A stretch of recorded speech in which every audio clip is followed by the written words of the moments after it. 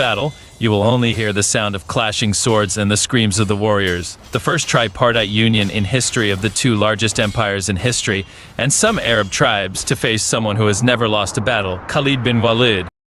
Muslim armies were fighting in battles relentlessly to spread Islam to all parts of the earth.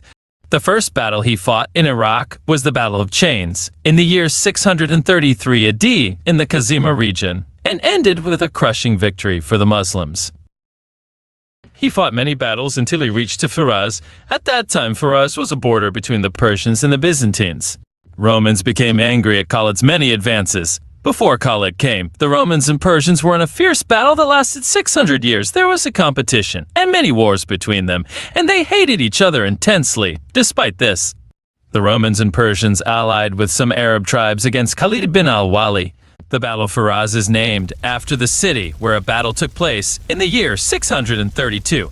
Khalid decided as usual, to go against all expectations. At this point, they and his enemy are located on the southern bank of the Euphrates River. Instead of approaching the enemy directly, he crossed to the north of the Euphrates River and made the river a barrier between them.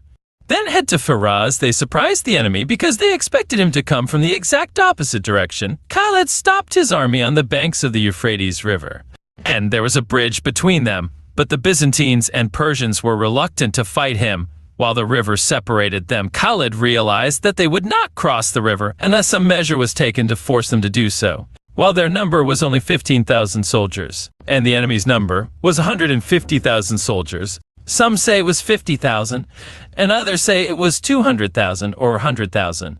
But what is known is that their army was more than 10 times larger than Khalid's army. Khalid divided his army into 3 divisions. 2 divisions of cavalry led by Abu Layla and al-Qaqa. He had some other knights and placed them in the back so that he could command them himself. He took the infantry division and they retreated back. When the Byzantines and Persians saw that Khalid had made way for them, they thought Khalid was welcoming them and began to cross. Khalid allowed the Romans and Persians to cross, then he ordered the attack.